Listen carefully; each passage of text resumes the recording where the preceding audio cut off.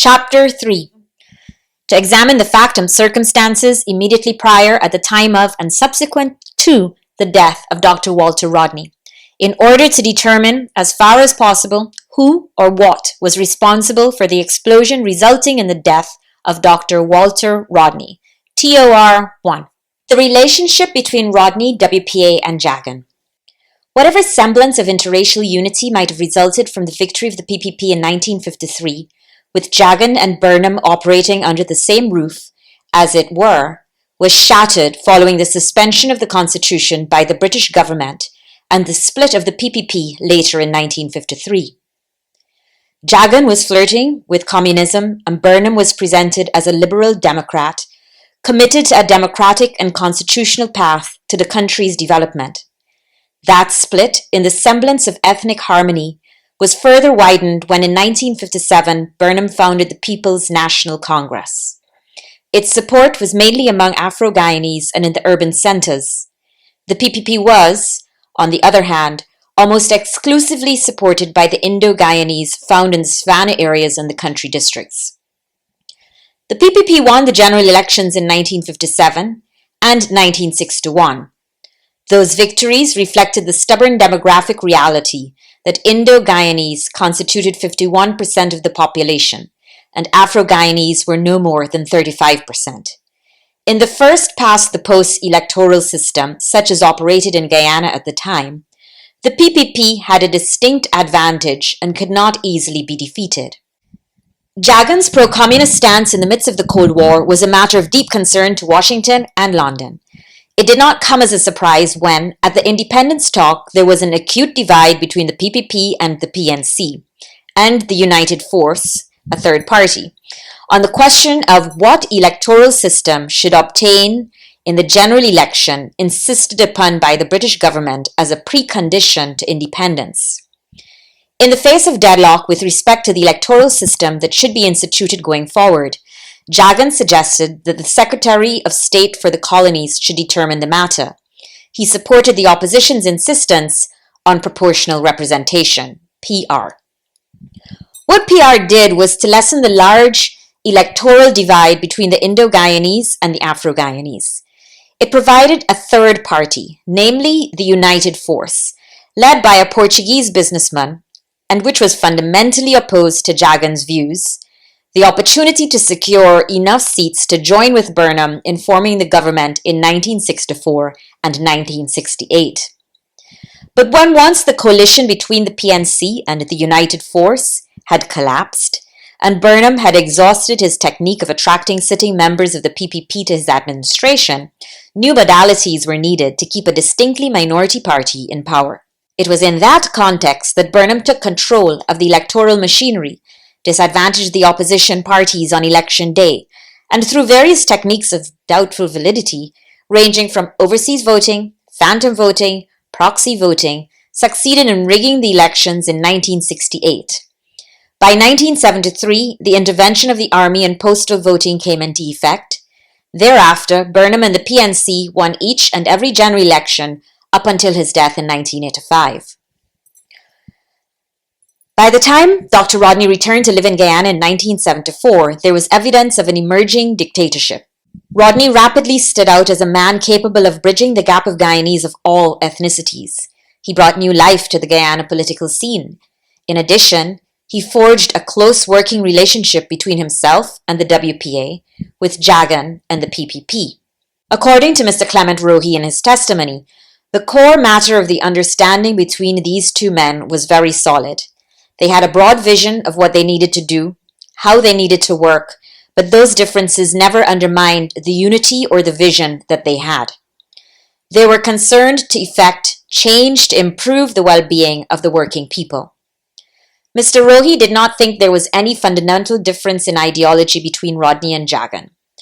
Jagan was cast in the mold of an established communist leader, and Rodney was seen as a revolutionary Democrat. Fast forward. The WPA, mainly through Rodney's presence, was attracting large crowds to its public meetings, and many, if not all, of those meetings were disrupted by members of the House of Isreal, the establishment of the workings of the House of Isreal. The House of Isreal was a religious cult founded by David Hill, a former civil rights activist in the United States, who had taken part in many protests and demonstrations. There in the United States, he was convicted of corporate blackmail and sentenced to 25 years in prison. He came to Guyana in January of 1972, while on bail pending an appeal that explains why AUC Guyana, in testifying about the House of Isreal and its leader, referred to him as fugitive from justice. David Hill called himself Rabbi Edward Washington, and attracted to his religious services mostly, though not exclusively, poor, uneducated men and women for whom he provided housing at the headquarters of the House of Isreal on 6th Street and Light Street in Albert Town. The commission was fortunate to hear from Joseph Hamilton, who was actively involved with the cult from 1977 to 1987, except for the period when he was out of Guyana. He provided an insider's view, as it were, of the structure of the organization, its guiding principles, its close relationship with the PNC, and its role in disrupting the meetings of the opposition parties, particularly the WPA. We accept his evidence as both truthful and helpful.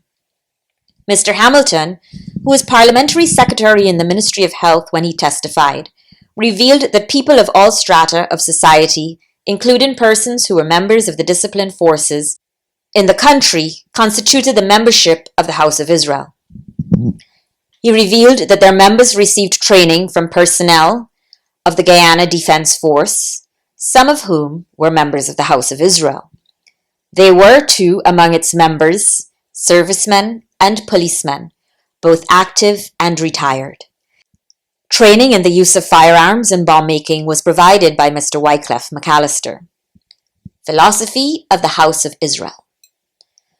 The three pillars on which the philosophy of the House of Isreal was based, according to Mr. Hamilton, were as follows: that the original Jews were black Africans, self-love, which meant in effect that their members were supportive of one another as people of African descent, reliance on oneself as a people supporting one another in businesses based on our ethnic origin.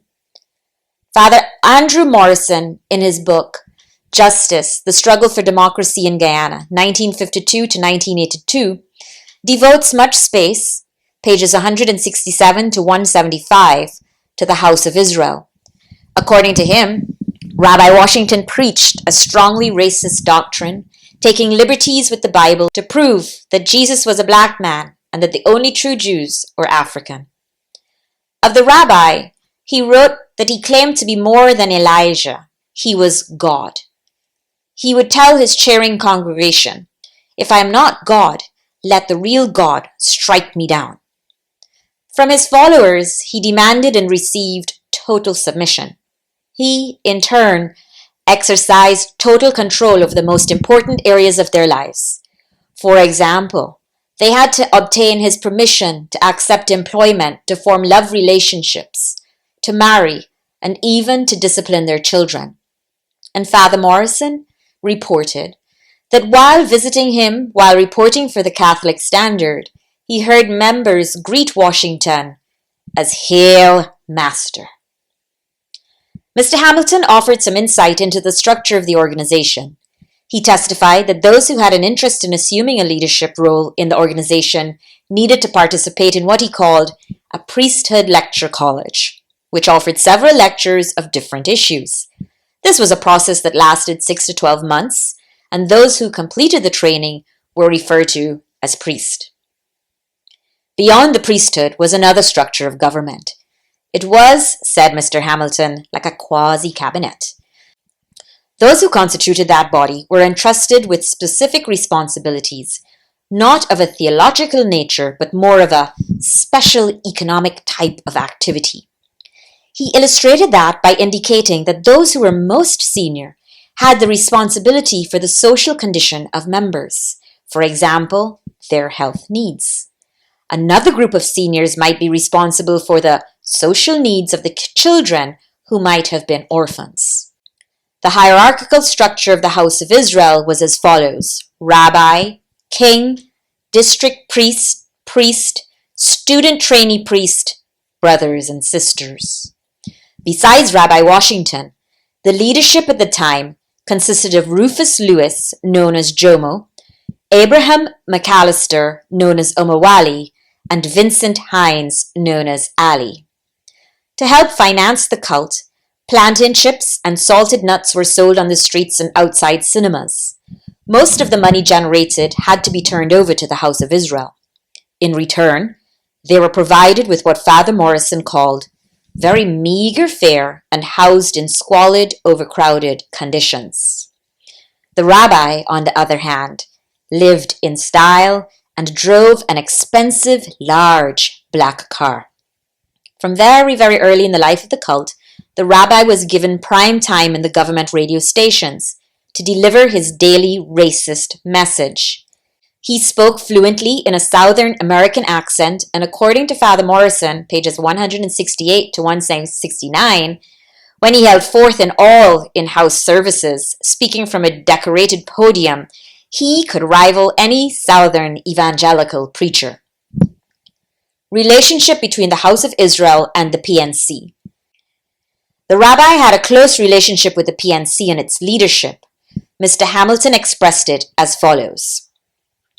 There was an established relationship with the government of the day, and there were relationships with ministers of the government, and therefore Rabbi Washington had the privilege to call any minister to seek to ask them a favor on behalf of any citizen, whether of a judicial manner, I am talking about the level of government, or whether it was a matter of some other issue for themselves or families, or whether because there was an ongoing relationship with the government. Many people in prominent positions visited the House of Israel from time to time, including ministers of government and public officials. Mr. Stanley Moore was at one stage Minister of Home Affairs, was one such person. In fairness to him, it must be said, however, that he was known to the House of Israel before he was Minister of Home Affairs, during the time he was minister and after. There was, too, Mr. Hamilton testified, a consistent relationship with Mr. Moore and Rab Washington. Mr. Moore sought and secured the assistance of the House of Israel to guard his property while under construction. That service continued around the clock for several years after the house was completed. Mr. George Jackman, who was later the DPP, was also a frequent visitor. Some of the persons visiting the rabbi had matters in court and needed the intervention of the rabbi on their behalf. Businessmen were at times charged with bringing into the country contraband items. Some were charged with taking money beyond the limit permitted outside the country, and in some cases, too, the seizure of their funds resulted. Still, others were charged with attempting to smuggle gold outside of the country. The evidence of Mr. Hamilton is that the rabbi used his contact with Mr. Jackman in his attempt to help. Even when there were matters before the court, the call of a government minister could bear fruit. Mr. Hamilton reminded the commission that, as Mr. Guyana had indicated in his testimony, that when a government official in that time called a member of the judiciary, he had to respond in a most favorable way or there was a penalty for not responding. Mr. Hamilton emphasized that that was the nature of the time, and it was not Hamilton's theory. No specific evidence was provided to the commission as to precisely how successful were those interventions made for others by Rabbi Washington, including those made on the judiciary. We fully accept that they were made and that it reflects what Mr. Hamilton himself said, that was the time. Again, referring to Mr. Guyana's evidence, he mentioned as evidence of interference with the judiciary. Magistrate Oscar Parvatan, suffering because he did not accede to the request to remand Rupnarayan and Rodney to prison, is but one illustration.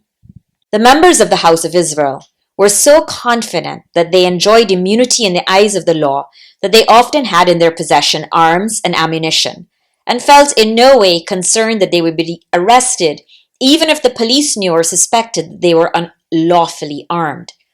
Mr. Hamilton underscored the point when he testified that, threatening and assaulting and beating citizens in the full view of the police, and they never arrested House of Israel members, because they felt that they had the protection of the government of the day. Mr. Hamilton further reinforced that sense of community when he testified that for a period he had in his possession a 9mm Browning pistol and had no firearm license to carry it. He added that he had no fear of being arrested for being in possession of it.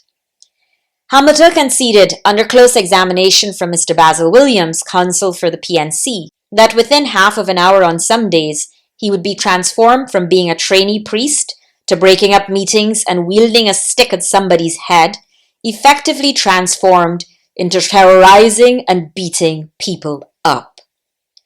Mr. Hamilton cannot say of his own knowledge that the Guyana Defense Force was supplying the House of Israel with guns, but having been shown a document by Commission Counsel Mr. Ramdat, dated June 24, 1979, he recognized the name Major Macpherson on that document, which showed that there was an appreciable quantity of arms and ammunition, including 19 G3 rifles, 19 G3 bayonets, 1,500 7.62 ammo, 10 bowstring pistols, and 500 9mm long rounds, which were taken from the GDF. Totally chargeable to the PNC. The weapons were handed over to the House of Israel. The full extent to which the House of Israel was supplied with arms from the GDF routed through the PNC could not be ascertained as gifts in the record of the GDF. Paramountcy of the PNC. The specially convened conference of the PNC took place at Sophia Plantation. It marked the 10th anniversary of the PNC in government, and it has become memorable for what is known as the Sophia Declaration, at which the paramountcy of the party was declared. Burnham, in the course of a long speech in which he summarized the achievement of his party in government and pointed to the road ahead, declared, "It was agreed after lengthy discussion that the emphasis should be on mobilizing the nation in every sphere and not merely for periodic elections and in support of specific action and programs. It was also decided that the party should assume unapologetically its paramountcy over the government, which is merely one of its executive arms." He indicated that the comrades had demanded that the country be given practical and theoretical leadership at all levels, political, economic, social, and cultural, by the PNC, which he said had become the major national institution. Burnham summarized the rationale in forming the doctrine of the paramountcy of the party and the politicization of government institutions. See Caribbean Contact, September 1975, and also reflected in the book Domination and Power in Guyana, A Study of the Police in a Third World Context by George K. Dans at page 80. It is as follows. It is a party that mobilizes, educates, and appeals to the people on the basis of its programs. It is the party that selects the members of the political government to execute the former's policy, which has been carefully debated and then presented. Burnham is further quoted, New Nation, November 17, 1973, as declaring that God says that before you were, I was. The party says to the government, before you were, we were. The government has got to be in our system a subordinate agency to the party. According to Ayusi Kwayana, in his testimony on May 28, 2014, on the doctrine, said that it was the will of the party. He observed that it was not an indigenous notion, but one borrowed from Eastern Europe, where the party controls the government. Mr. Kwayana pointed to the Ministry of National Development and reminded that the Minister of National Development doubles as the General Secretary, with a number of executive secretaries. He added that the Declaration of Sophia said that paramountcy would be executed through the General Secretary and a number of executive secretaries. He expressed concern that in the estimates of expenditure for 1975, there is no breakdown of the money allocated to the Ministry of National Development, as is the position in relation to the other ministries. There was, he said, simply one item, other charges, with a 10 million allocation and no details. Omowali saw paramountcy of the party as a well-known example of PNC dictatorship of the party over the government. He further testified that the practice amounted to a lack of separation of party from government and state. He too pointed to the military establishment, the Ministry of National Development, and the Office of General Secretary of the PNC. He seemed to have been reflecting on the bureaucratic implication of the doctrine. Paramountcy and the public bureaucracy. Dance, in his book, reminded at page 75 that Burnham was fond of saying, "Seek ye first the political kingdom, and all else shall be added."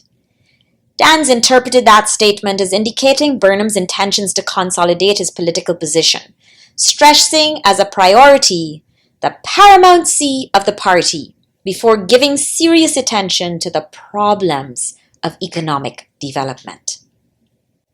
At page 78 and 79 of his book, Dan spelled out some of the implications for Guyana's public bureaucracies resulting from the embrace by the governing PNC of the doctrine of paramountcy of the party. He argued that public bureaucracies in the context of paramountcy of the party are no longer responsible to the public, but rather to the dominant party and its leader.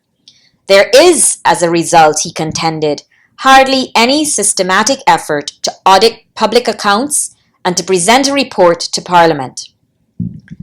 Dans further argued that the politicization of public bureaucracies in Guyana was accomplished by wide-scale and intensive PNC party penetration.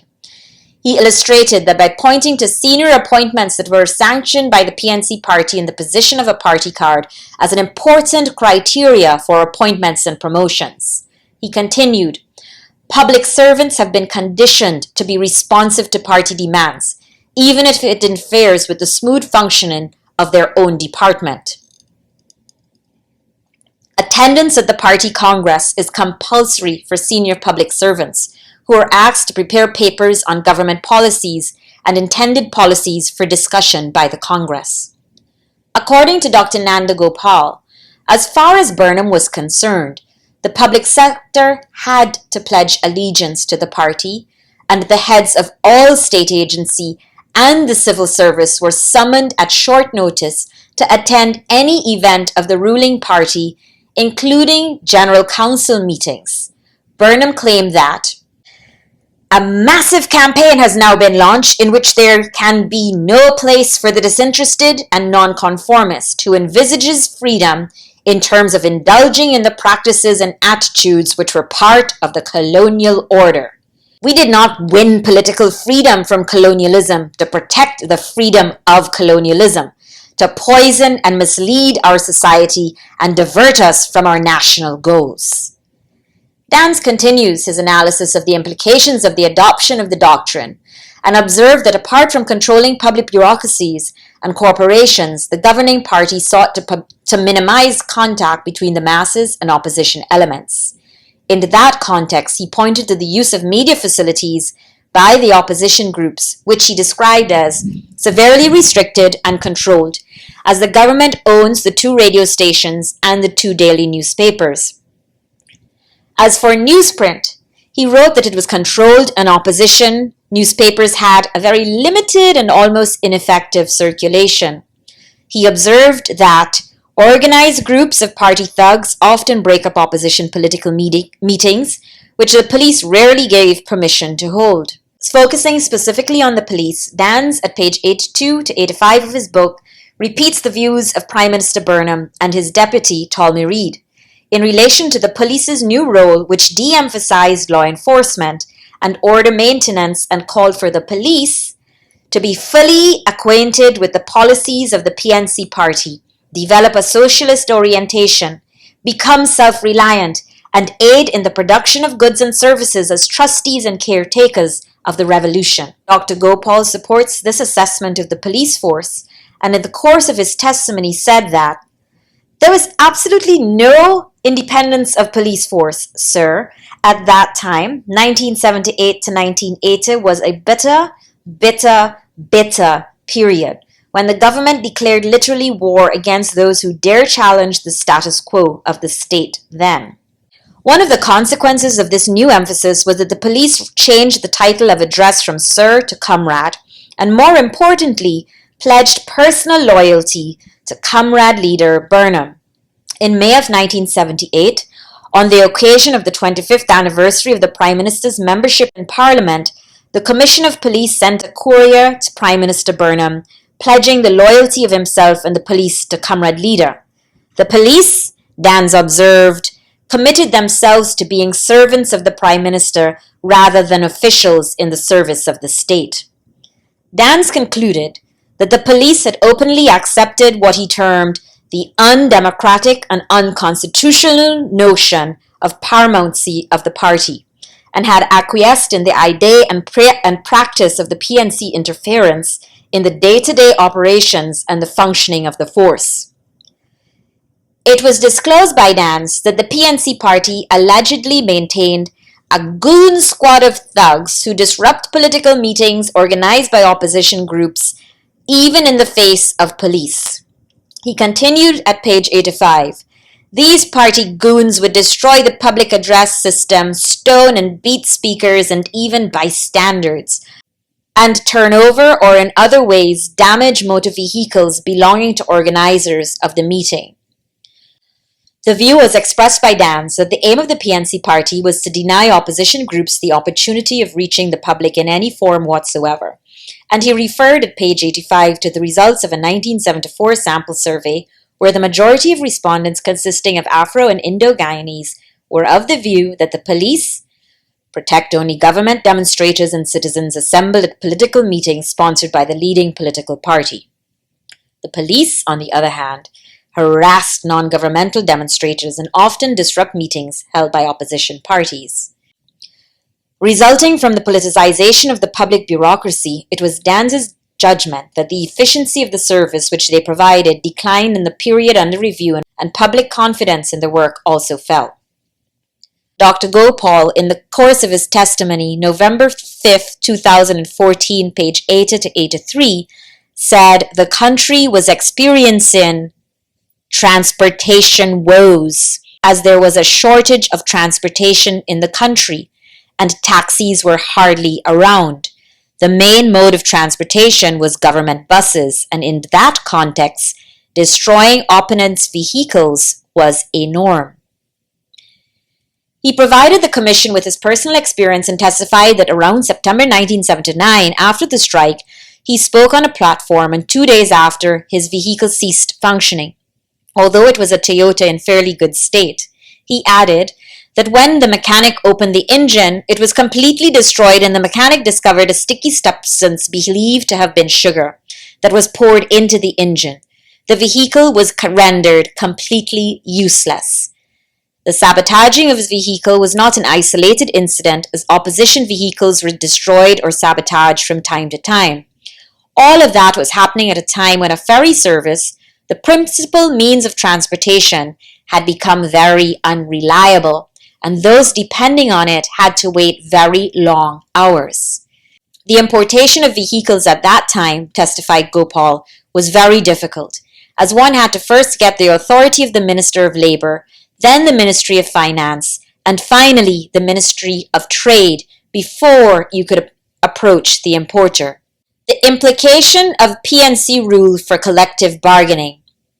Dr. Nanda Gopal, author of the text Resistance and Change, The Struggle of Guyanese Workers, 1964 to 1994, with emphasis on the sugar industry, appeared before the Commission in his capacity as Minister of Labour, and testified that there was, in the mid and late 70s, a fundamental shift in relation to collective bargaining from what existed in the past. Settlements were imposed on the unions by the PNC government. They were not the result of a free process of collective bargaining.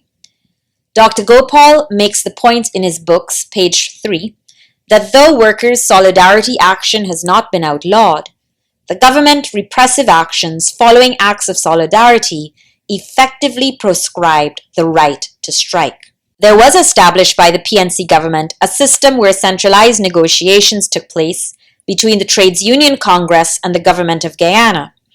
It resulted, for example, in minimum wages being set for the period 1977 to 1979. Dr. Gopal testified that it was intended to be a minimum wage agreement, but it turned out to be a maximum wage agreement by virtue of a decree by government. In consequence, the unions were unable to bargain. According to Dr. Gopal, government went so far as to issue instructions to employers that they ought not negotiate with any trade union any increases beyond what was stipulated in the 1977-79 agreement with the GTUC. Joseph Pollimore was at the time its president, and it had 24 affiliated unions. Dr. Gopal testified that government signed a comprehensive agreement with minimum and maximum wage clauses, as if entering a collective agreement, but he was quick to explain that government did not have recognition as a parent body of organized labor. They do not have collective agreements. The signing of the agreement received mixed reactions, with the strongest condemnation coming from NAACIE, which had, since the annual delegates conference of the TUC in September of 1977, pointed to the danger of the agreement being signed and the government being allowed to block collective bargaining by the issuance of instructions to state employers. But the workers were to suffer yet more at the hands of government, for in June of 1979, the Minister of Finance withdrew all increments which had been paid to workers by virtue of their contractual arrangements. Employees of state corporations and sugar industry workers, represented by NACI, were among those most effective. When there was a strike at the Guyana stores in 1979, government ordered scabs to go in and open the store, and the 82 striking workers were fired. Among the scabs were members of the House of Isreal. Mr. Desmond was the branch official of CCW, and a staff member of Guyana Stores was also fired. The president, Mr. Gordon Todd, was picked up while picketing outside Guyana Stores, put on a helicopter by government personnel, and taken on an unknown ride. So concerned were union and work colleagues about his whereabouts that Mr. Polidor, General Secretary of the TUC, called the president, who assured him Todd would be at Ogle by a certain time.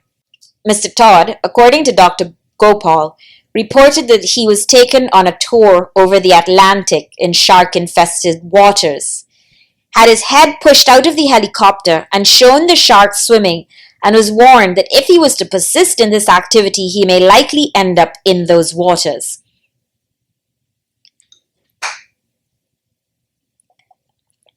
It was another illustration of a public act of terror against an individual. It was intended to create fear and was a common technique of the administration of the day. Economic conditions. The prevailing economic and social conditions in the country were very difficult. According to Minister Rohi, prices were high and goods in short supply. The situation was compounded by the fact, according to Jocelyn Dow, that in the distribution of the scarce food resources, priority was given to those who were affiliated with the party. The government was negotiating with the IMF. The productive sectors were underperforming, exports were low, and foreign exchange was scarce. That was the environment in which the opposition parties intensified their struggles. It was not, testified Guyana, a race issue. It was a class issue. Rodney and Jagan, working together, contributed to a growing sense of unity with trade unions and religious organizations. Guyana was a totally controlled society, testified Ogunsay, who added that Mr. Burnham was a man in control. He continued, he was well informed, and anyone who stepped out of line had to feel his ire. Paramountcy and the trade unions. As far as the trade union movement was concerned, PNC members who were also union members could not participate in strike action, and when called by their unions so to do. The doctrine of Paramountcy meant, in effect, that their party came before the union. In 1975, the Congress of the ruling party endorsed the following recommendations resulting from one of its workshops on the role of labor. During this period, unions should make funds available annually for education of workers in the programs approved by the state. Punitive measures should be meted out to party members who support trade unions whose aims and objectives are not consistent with the revolutionary movement. Salaried unionists should be phased out because this encourages such leaders in supporting any unjust demands by the workers.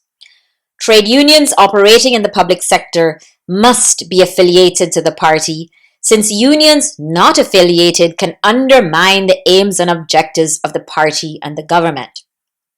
An industrial relations bill should be introduced through unions affiliated to the party, and the party should establish a system to determine the necessary for strike action. It is incumbent on all party members to ensure that the trade unions are affiliated to the party. Non-affiliated unions whose members belong to the party should, through the executive of that union, urge affiliation. As far as Burnham was concerned, strikes and other forms of industrial action had their roots in colonialism and ought not to take place in his republic. This was reflected in the book by Dr. Nanda Gopal and indicated at page 199 to 200. Gopal further indicated that the black workers and academics, regardless of race or occupation, who opposed the regime were ruthlessly attacked. Succinctly expressed by Gopal, all those who challenged the administration came in for special treatment. Gopal further indicated that the black workers and academics, regardless of race or occupation, who opposed the regime were ruthlessly attacked. Succinctly expressed by Gopal, all those who challenged the administration came in for special treatment. Gopal testified that by 1979, the union movement became more militant after the right to collective bargaining had been denied. Simultaneously with that, however, the trade unions affiliated to the PNC were subject to the policies of the party arising from the Sophia Declaration and the 1975 PNC Congress. There were forces at work to ensure that they fell in line with the party's philosophy.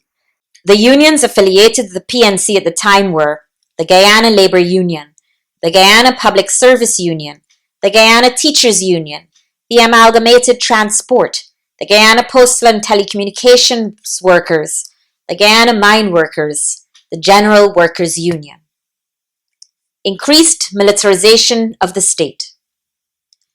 One of the striking features of the period under review was a sharp increase in the creation of military and paramilitary institutions and the equally dramatic increase in expenditure thereon.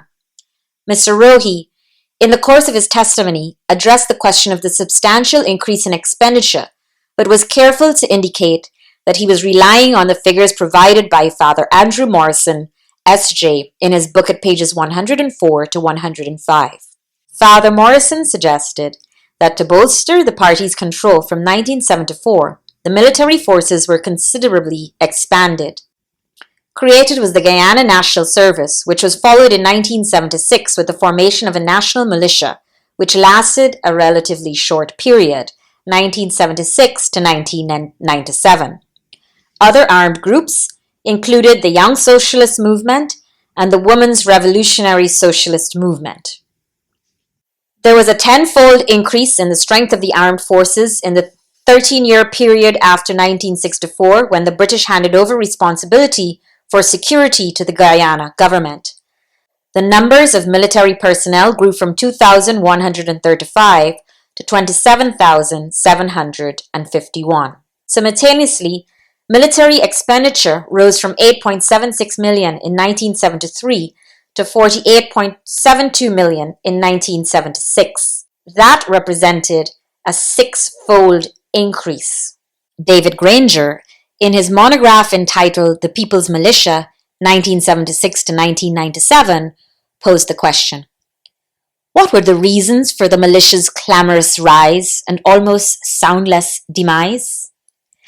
In answering that question, he submitted that externally, the administration's leftward foreign policy posture had the effect of alarming, if not alienating, the United States, Brazil, and neighboring Venezuela. Venezuela had again been making claims to 2/3 of Guyana's land space.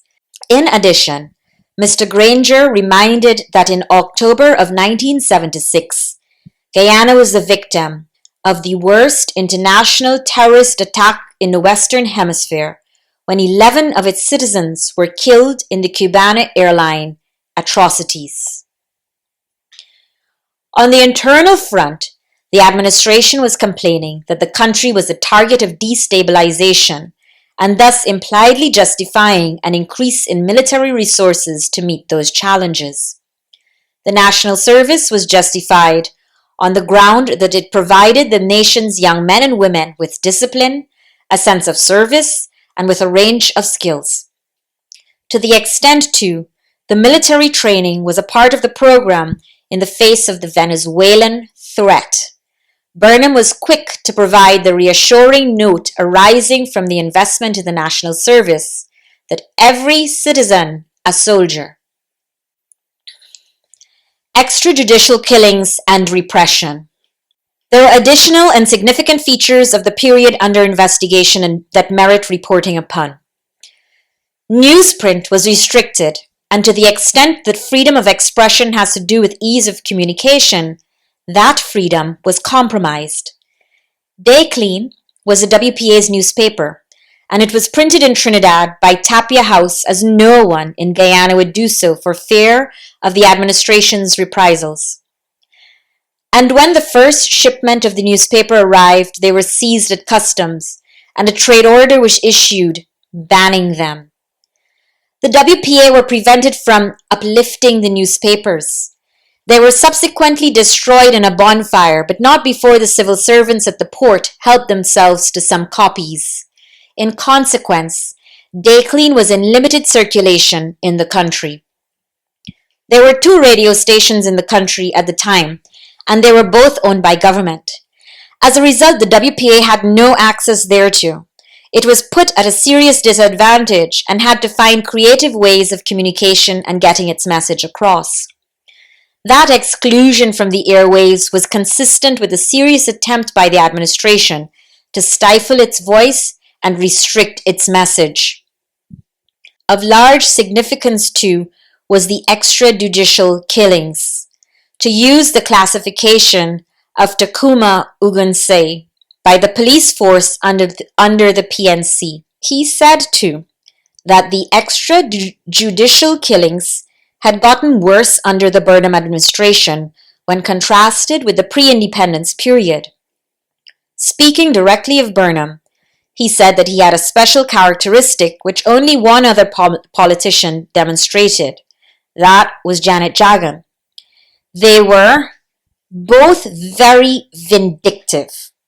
He said further that Burnham was prepared to do anything to maintain power, and that included violence and death. Ogunsei's testimony is significant in that he admitted freely that his WPA cell had taken the decision to acquire weapons. There was no support for that initiative of his cell from the General Party. Nevertheless, his cell and a few others were, to his knowledge, amassing weapons. The Commission is indebted to Mr. Quayana, who identified and brought to our attention the cases mentioned below. On November 28, 1979, 36-year-old Ohini Kawama, a leading WPA activist, was shot in Greater Georgetown by the police. The police claim that they had seen him put a bulky bag in the car trunk and, as they approached, he pulled a gun from the bag and he was killed in the process. Residents who claimed to have seen the shooting said that shortly before that, Kawama had turned into Roxanne Burnham Gardens, where he lived. 2 police cars came up in front and behind him, and as he got out of the car, plainclothes policemen opened fire. Ayusi Quayana testified that according to the residents, he was shot in cold blood. In Kawama's case, an attempt was made to have an inquest. It did start, and the police's account was challenged by the residents on the ground the size of the gun described could not fit in the trunk of the car, and further that the rifle would have had to be assembled before it could be used. The police never turned up, and the inquest was closed, and no one held criminally responsible. Next was the case of Edward Dublin. He too was a WPA activist. He was shot at Wismar, across the river from the bauxite town, on Thursday, February 28, 1980. He died at the Mackenzie Hospital the next day. Police sources claimed he had been shot in a confrontation with 3 armed police when he and 2 others were seen breaking into a house at Wismar. The WPA had a different story and claimed that Dublin was outside Bird's Place, nightclub at Wismar, when he was approached and spoken to by a group of police, one of whom pulled a gun and shot him in his abdomen. Guyana, who investigated these cases, testified that he was shot several times, and only on the insistence of spectators were the police prevented from dragging the wounded body away. According to the WPA, Dublin was subjected to harassment from the day he became a WPA activist in the previous year. He had earlier attracted the attention of the police, for he was the only demonstrator outside of the court on July 14, 1979, the same day that Father Dark was killed. He was pulled out of the crowd and was taken away for questioning. On another occasion, while he was at Wismar, along with Dr. Rodney and others distributing party literature in the area, he was subsequently detained by the police, but no charges were laid against him. The WPA connected Dublin's death to 2 documents received by the WPA purporting to come from PNC sources. They emphasized that all attacks on WPA activists must be fatal. Another WPA activist, Nazir Khan of Lagrange, West Bank, Demerara, was on February 18, 1980, shot by an unknown guard as he entered his yard. Khan had reported that in the previous year, when thugs broke up a WPA meeting at Vreden Hoop, they pursued Roop Narain and destroyed the car he was driving near Khan's house. He was one of those who helped Roop Narain to escape. There is no evidence that any suspects were held in relation to any of those deaths or any serious investigations made. AUC Guyana provided the details of these deaths, which he had personally investigated. He testified that those cases support his thesis that in the period under investigation, there was a disregard by the administration for the right to life. The period under review was one of extreme hardships and difficulties in the lives of Guyanese people. The rule of law was systematically subverted on a daily basis. It was replaced by the rule of man in the person of Burnham and the PNC. No evidence was provided us to the extent to which the Guyanese people responded by emigration to the USA, Canada, and to a lesser extent to the neighboring Caribbean countries. But they did emigrate, and in substantial numbers. One of the main instruments employed by the PNC administration was the infliction of public harm, including death, on the WPA activists and perceived opponents of the PNC administration. The chapters that follow discuss in great detail the role of the military and paramilitary organizations in that period and the specific events and circumstances which climaxed in the death of Dr. Walter Rodney.